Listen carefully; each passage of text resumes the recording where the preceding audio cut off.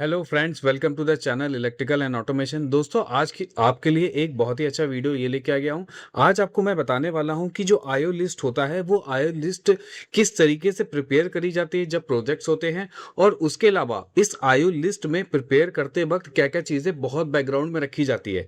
जैसे जो लोग प्लांट में काम करते होंगे दोस्तों, उनके सामने जब आईओ लिस्ट निकल के आती है तो कितना आसान रहता है कि हम चीज़ों को, यानी जो हमारे इंस्ट्रूमेंट्स हैं और हमारा जो डीसीएस है या पीएलसी पैनल है, उसमें हम को रिलेशन कैसे कर सके। तो वो आईओ लिस्ट में क्या क्या को रिलेशन होते हैं और क्या क्या इंपॉर्टेंट टर्म्स दिए जाते हैं वो भी डिस्कस करेंगे। तो ये वीडियो पूरा देख लीजिएगा, तो आज आपको ये पता चल जाएगा कि आईओ लिस्ट जो है वो किन किन सोर्सेस से लिख के बनाई जाती है, और जब आईओ लिस्ट प्रिपेयर हो रही होती है तो वो किस किस फेज से गुजरती है। तो नेक्स्ट में देखते हैं कि आगे क्या है। तो सबसे पहली चीज तो दोस्तों ये होती है कि जो आपका फिजिकल प्लांट है, आईओ लिस्ट होती क्या है दोस्तों? जो हमारी फिजिकल चीजें लगी होती हैं outside of the PLC DCS panel, उनको हमको डीसीएस में हूबहू जो है वो बनाना होता है। तो यानी हम क्या कह सकते हैं, एक ट्रांसलेशन होता है, यानी फिजिकल प्लांट का डिजिटल कंट्रोल लॉजिक में ट्रांसलेशन। जैसे फॉर एग्जांपल ये कोई फिजिकल प्लांट है, उसमें कोई एलएसएच है, ठीक है, कोई एलटी है, कोई कंट्रोल वॉल है, कोई मोटर है, कोई पीटी है, प्रेशर ट्रांसमीटर है। तो ये सारी चीजें हमें क्या करनी पड़ेगी, एक आईओ लिस्ट में एक तैयार करनी पड़ेगी कि हाँ एक टैग हो। और हर फील्ड में, अब हम फील्ड में, जैसे फील्ड प्लांट तो बहुत बड़ा होता है, तो हम क्या करते हैं, हर एक एरिया का एक नाम देते थे। जैसे ये एरिया मान लीजिए बॉयलर है, तो इसका नाम दे दिया फॉर एग्जांपल B001। अब एलटी एलटी क्योंकि एलटी बॉयलर में भी हो सकता है, एलटी टरबाइन पे भी हो सकता है, या एलटी कहीं प्रोसेस में भी हो सकता है। तो वो LT101 किसकी बात हो रही है, किस एरिया की, तो उसके आगे एक टैग और लिख देते हैं BLT01, यानी बॉयलर के LT001 की बात हो रही है। तो इस तरीके से आईओ लिस्ट हम क्या करते हैं, फिजिकल जो चीजें होती हैं उनको हम ट्रांसलेट कर लेते हैं। और आईओ लिस्ट में क्या होता है, उसका टैग होता है उस पर्टिकुलर एरिया का, ताकि हम को रिलेट कर सके कि क्या चीज एक्चुअल में फील्ड पे है और क्या आईओ लिस्ट में है। और वही सेम चीज जो है यहाँ हम डिजिटल कंट्रोल सिस्टम में, यानी हमारे डीसीएस और पीएलसी की स्काडा स्क्रीन पे सेम टैग बना देते हैं, सेम ड्राइंग बना देते हैं, ताकि ये समझ में आए कि हाँ ये चीज यहाँ पे ये इंस्ट्रूमेंट लगा हुआ है। राइट, इतना चीज आपको समझ में आ गया होगा।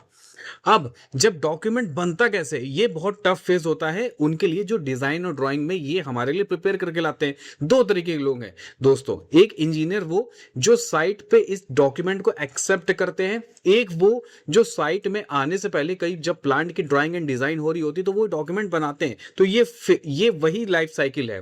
तो प्रोजेक्ट लाइफ साइकिल में होता क्या है कि पहला फेज 1 फीड होता है। फीड मतलब आपको कुछ देना है, फीड देते हैं ना, किसी भी चीज में फीड देना होता है। फीड का मतलब जो सबसे पहले डिजाइन टीम जो है पीएनआईडी प्रिपेयर करती है, तो इंस्ट्रूमेंटेशन इंजीनियर, जो प्रोजेक्ट इंस्ट्रूमेंटेशन इंजीनियर्स होते हैं, वो पीएनआईडी देख के आपको हर एक एरिया के इंस्ट्रूमेंटेशन निकालते हैं, ताकि उनकी क्वांटिटी पता चल सके, उनका टाइप पता चल सके, और उनका रेंज या उनका behaviour, so many things are there, वो पता चल सके, और वो उसे एक पेपर में उतार दे।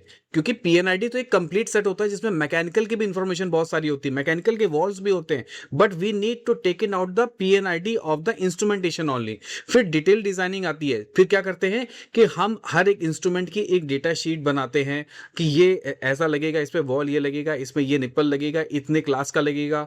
उसके बाद हम क्या करते हैं, चैनल की एड्रेसिंग करते हैं कि अगर सपोज करिए उसको डीसीएस या पीएलसी में कॉन्फ़िगर करना है तो कितने चैनल्स हुए, कौन सा एड्रेस होगा, कौन से कार्ड में जाएगा।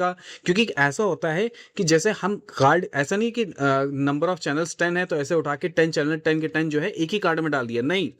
जो सिग्नल एक ही एरिया के आसपास है, एक थंब रूल होता है कि हमें जो अपनी ब्रांचेस हैं, यानी जो मेन हमारी डीसीएस पैनल से केबल आई वो हमारी जंक्शन बॉक्स में गई, तो जंक्शन बॉक्स पे लगभग 25 to 35 मीटर तक जितने पास के हमारे इंस्ट्रूमेंट होंगे वो एक ही जेबी में कंसीडर किए जाएंगे, और उसको एक ही केबल से एक कार्ड में लाए जाएंगे, ताकि एक एरिया के एक कार्ड में वैल्यूज हो। इस तरीके की बहुत छोटी छोटी चीजें जो है वो डिजाइन करते हुए ध्यान दी जाती है, ऐसा नहीं रैंडमली कोई भी चीज कर दी जाती है। फिर तीसरा फेज आता है दोस्तों, फैट वाला फेज। फैट वाले फेज में क्या होता है कि जैसे हम लोग हैं, हम लोग प्लांट ऑपरेशन में काम करते हैं, तो क्या होता है जब कोई डिजाइन, कोई प्रोजेक्ट डिजाइन होता है तो हमको और फाइनलाइज हो रहा होता है, तो हमें फैट के लिए जाना पड़ता है। यानी फैट का फुल फॉर्म होता है फैक्ट्री एक्सेप्टेंस टेस्ट। यानी हम जाएंगे और हमें जो आईओ लिस्ट मिली होगी, हमें जो पीएनआईडी मिला होगा, बेसिकली पीएनआईडी यहाँ पे काम नहीं आता, फैट में हमें आईओ लिस्ट के अकॉर्डिंग हमारा चेक करना पड़ता है कि हमारे पहले कार्ड में जितने चैनल हैं उस चैनल को वैसे ही सिग्नल देके एक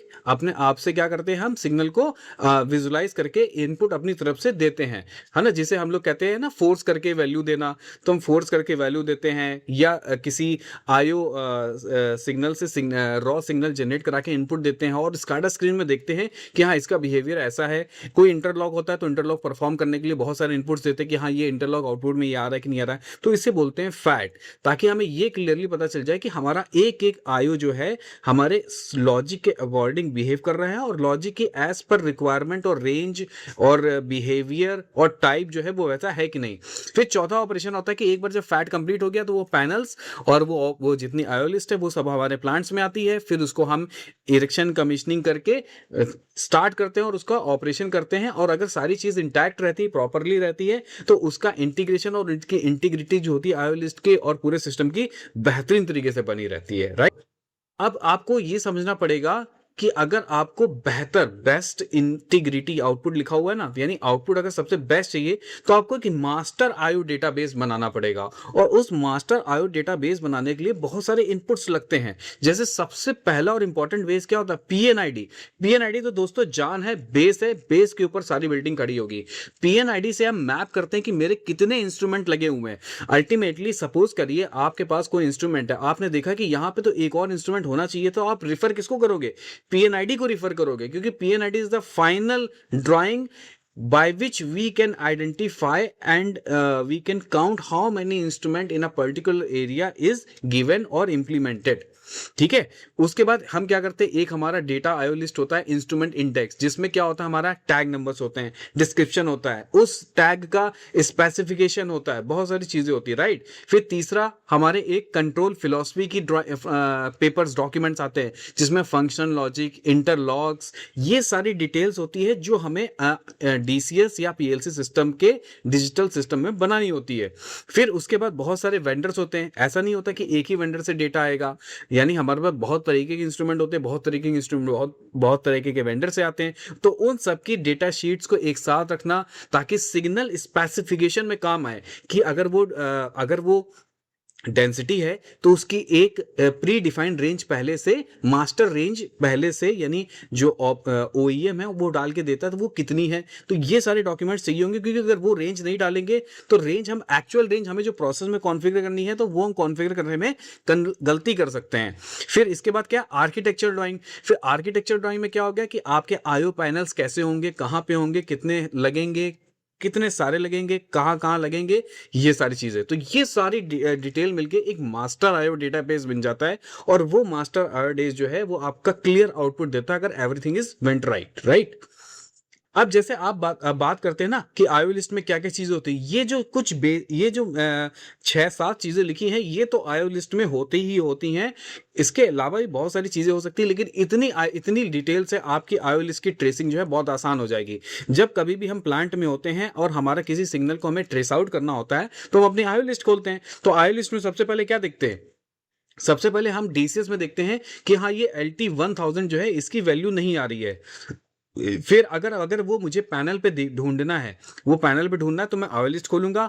आईओ लिस्ट में मैं टैग नंबर ढूंढूंगा कि LT1000 कहाँ पे होगा। फिर उसकी सर्विस लिखी होगी, अच्छा टैंक 1 लेवल है तो डीसीएस से भी मैच कराएंगे, ठीक है। सिग्नल टाइप 4-20 है, सिग्नल कैसा है, एआई है, एओ है, डीआई है, डीओ है, क्या है ये लिखना होगा। फिर रेंज उसकी क्या है ये भी उसमें लिखी होगी, ताकि अगर किसी ने गलती से डीसीएस में रेंज चेंज कर दी होगी या फील्ड की डिवाइस की रेंज चेंज कर दी होगी तो वो भी हमें पता चल जाएगा।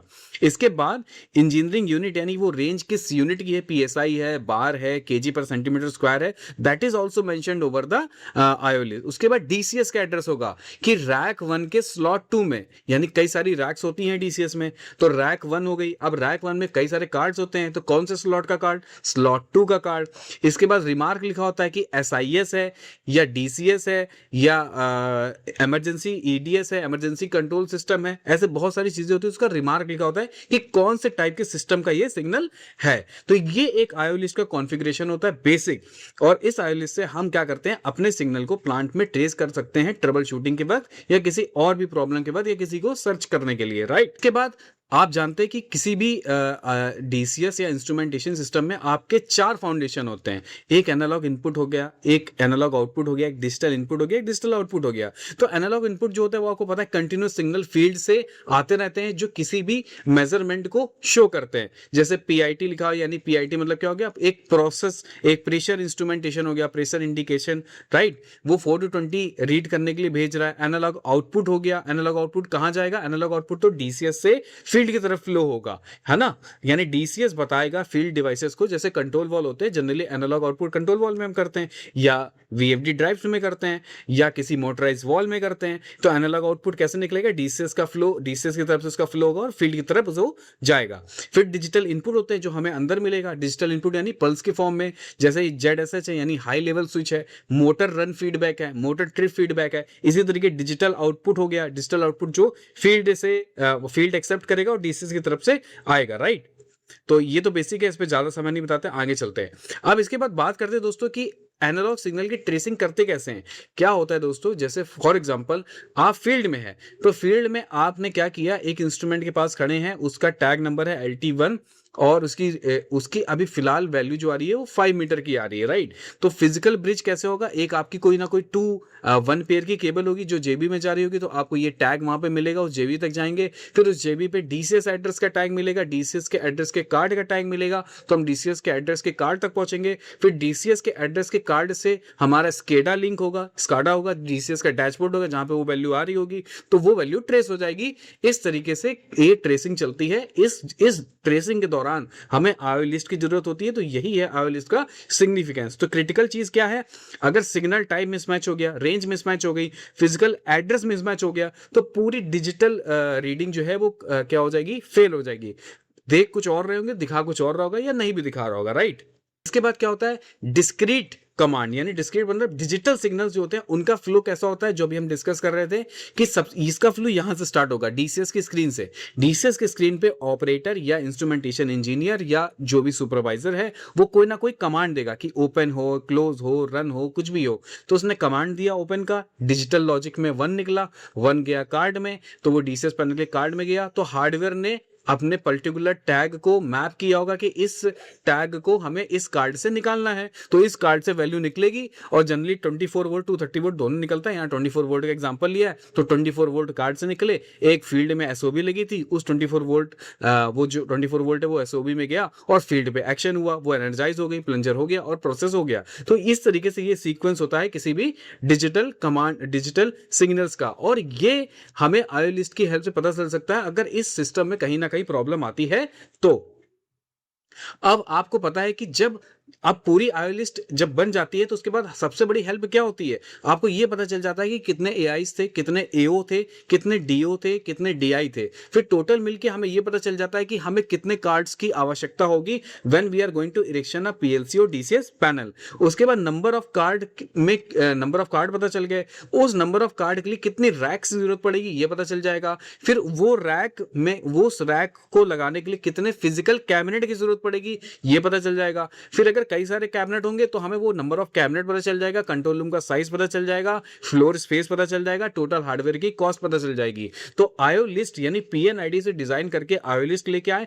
आईओ लिस्ट डिजाइन करने के बाद हम फिजिकल सिस्टम को डिजाइन करते हैं। तो आप समझ रहे होंगे कि पीएनआईडी से लेके आईओ लिस्ट तक, उसके बाद फिजिकल सिस्टम को डिजाइन करने में बहुत ज्यादा इंपॉर्टेंस होती है आईओ लिस्ट की। अगर आईओ लिस्ट मेरी गलत बन गई तो आपका सिस्टम बहुत ज्यादा डिस्टर्ब हो सकता है। इसलिए आईओ लिस्ट जो होता है वो कई फेसेस से होके पास होती है। जब वेरीफाई हो जाती है, वेंडर एक बार वेरीफाई करता है, एक बार थर्ड पार्टी वेरीफाई करती है, एक बार उसको यूज करने वाला यूजर वेरीफाई करता है, then after we finalise the DCS structure, right.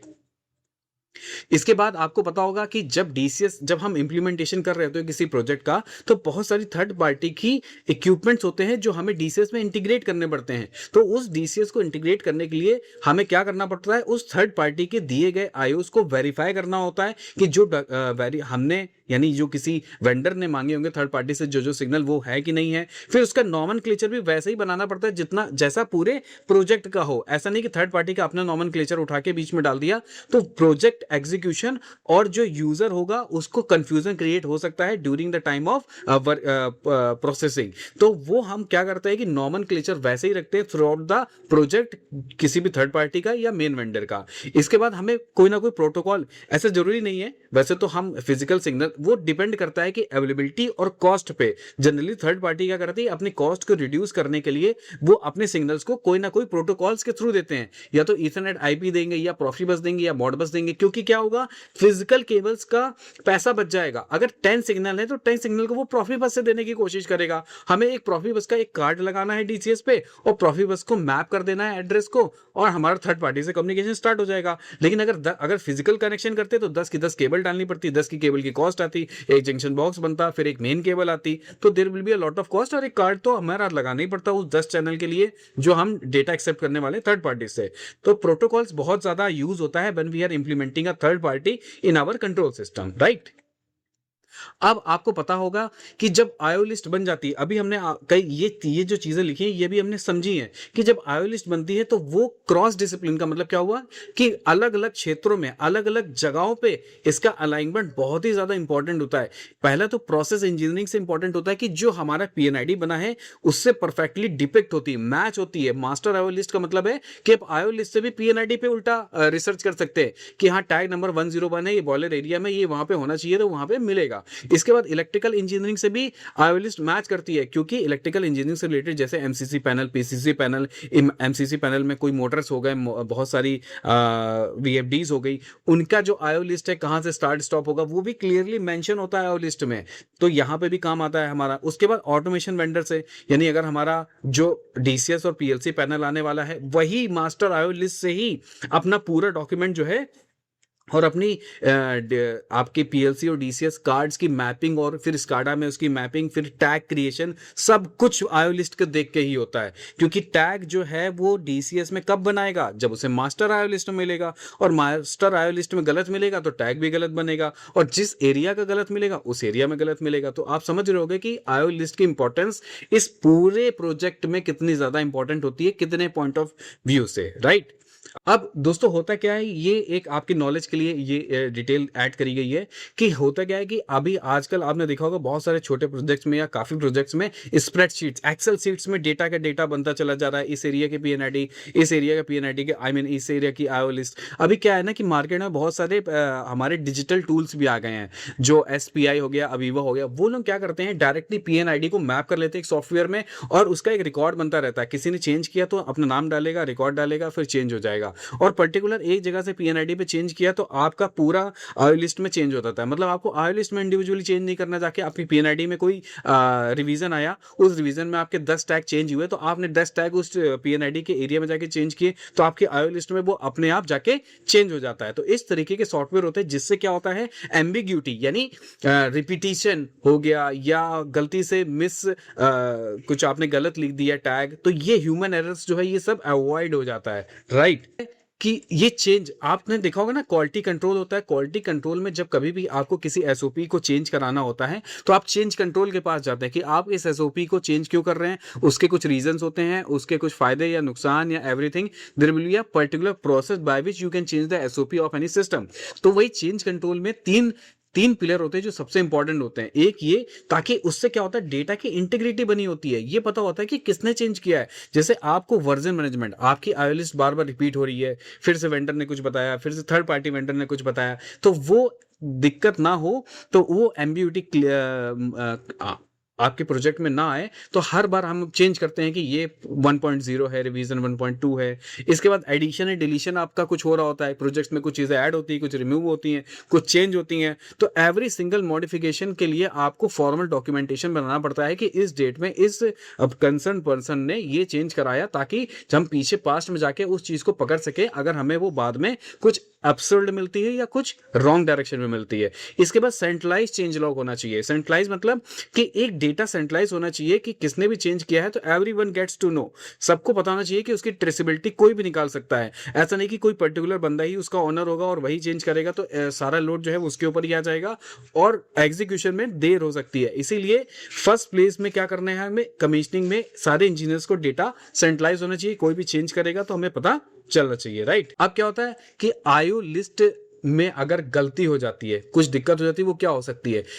मतलब नॉर्मली गलतियाँ क्या होती है कि मिसिंग टैग्स हो गया, टैग्स मिस हो गया, टैग एग्जिस्ट पीएनआईडी में है बट आईओ लिस्ट में नहीं है, या आईओ लिस्ट में है तो पीएनआईडी में नहीं है। और क्या गलती हो सकती है? कोई कंट्रोल लॉजिक गलत बन गया, फॉल्स स्ट्रिपिंग क्रिएट हो गई, स्केलिंग आपने गलत डाल रखी है, डीसीएस में कुछ और थी, पीएनआईडी में कुछ और थी, और तो मिसमैच हो सकता है, जिसकी वजह से भी प्रॉब्लम आ सकती है। हार्डवेयर इंटीग्रेशन में कॉन्फ्लिक्ट आ सकता है, आपने कई सारे एड्रेस बार बार रिपीट कर दिए तो एक आपके किसी भी कार्ड में हो सकता है, या पूरे सिस्टम में आपके दो चैनल एक जैसे हो गए, दोनों में एक ही सिग्नल आ रहे हैं। तो जब कोई इंप्लीमेंटेशन में जब केबल लगाने के लिए टेक्नीशियंस आएंगे उसकी इरेक्शन के लिए कि आप कमीशनिंग करते हैं केबल की, तो उसे बार बार दो टैग दिखेंगे तो वो केबल नहीं मिलेंगी। तो ये सब चीज़ें अवॉइड होने के लिए आईओ इंजीनियरिंग लिस्ट में ये सब चीज़ें ध्यान रखनी पड़ती है। कोई लेआउट का रिवीजन हुआ, लेट वेंडर ने कुछ चेंज कराया तो उसकी वजह से पूरा डीसीएस का लेआउट चेंज हो गया। तो ये सारी चीज़ें जो हैं वो आईओ लिस्ट या आईओ इंजीनियरिंग में प्रॉब्लम ला सकती है। ये रास्ते की रुकावट है, एक तरीके से आप ये कह सकते हैं, राइट। अब लास्ट और फाइनल, इसका फ्लो कैसा होता है? मतलब ये फ्लो स्टैंडर्ड है, वैसे कुछ कुछ सिस्टम कुछ कुछ कंपनियां अपना अलग अलग फ्लो करती हैं। ये एक आपको बेसिक प्रोसेस बता रहे हैं ताकि आपको एक क्लियरिटी आए कि हाँ कैसे कोई भी जो है वो अप्रूवल होता है किसी भी आईओ लिस्ट का, किसी भी एक प्रोसेस का। तो सबसे पहला गेट 1 में हमारा क्या है, इंजीनियर वैलिडेट ये करेगा कि पीएनआईडी से जो भी टैग्स निकाले गए हैं, जो भी इंडेक्स बनाए गए हैं, जो नैरेटिव सेट किए गए हैं, वो क्या मैच हो रहे हैं कि नहीं हो रहे हैं। उसके बाद पीयर रिव्यू, फिर एक फ्रेश सीनियर होगा जिसने उस प्रोजेक्ट को टच नहीं किया होगा, वो अपने फ्रेश पॉइंट ऑफ व्यू से ये चेक करेगा कोई भी छोटी मिस्टेक्स तो नहीं है, कोई टैग रिपीट तो नहीं हो रहा है, कोई रेंज तो नहीं करी गई है, कोई चीज़ छोड़ी तो नहीं गई है। इसके बाद तीसरा सिस्टम इंटीग्रेटर, यानी आपका डीसीएस और पीएलसी के साथ अलाइनमेंट चेक होता है। वो वेंडर चेक करता है जाके कि जितना पीएनआईडी या माफ कीजिए जितना आईओ लिस्ट में मेंशन्ड है टैग्स, जितने भी नंबर ऑफ चैनल्स मेंशन्ड है आईओ एआई के एओ के, वो सारे एज पर हार्डवेयर स्टैंडर्ड है, एज पर लॉजिक है कि नहीं है। फिर क्या होता है, फिर ये क्लाइंट रिव्यू होता है, यानी इसे एक तरीके से आप फैट भी बोल सकते हैं। यानी फैट में क्या करता है कि जो यूजर होता है वो जाके चेक करता है कि जो अभी तक जितनी भी वेंडर्स ने या एक ही वेंडर ने या 2-4 लोगों ने सिस्टम मिलके जो आईओ लिस्ट डिजाइन करी है डीसीएस के साथ, तो क्या डीसीएस के साथ वो एकदम फिट बैठती है, एज पर रेंज बैठती है, एज पर लॉजिक बैठती है। उसके बाद जब ये सारी चीजें क्लियर हो जाती है तो फाइनल अप्रूवल हो जाता है सभी पार्टीज के थ्रू। तो उसके बाद कंस्ट्रक्शन जो है वो कमिटमेंट हो जाता है, यानी उसका स्टार्ट हो जाता है और एक्चुअल साइट पे इरेक्शन और कमीशनिंग हो जाती है। तो उम्मीद है दोस्तों आपको ये छोटा सा वीडियो समझ में आया होगा। इस तरीके के बहुत ढेर सारी वीडियो मैं लाता रहूंगा, तो हमारे चैनल पे बने रहें। और इसके अलावा आपको किसी भी चीज़ में डिटेल वीडियो चाहिए तो प्लीज़ हमें कमेंट में जरूर मेंशन करें और हमारे चैनल को सब्सक्राइब जरूर कर ले ताकि आपको नोटिफिकेशन आता रहे। और ये वीडियो देखने के लिए बहुत बहुत धन्यवाद। Thank you.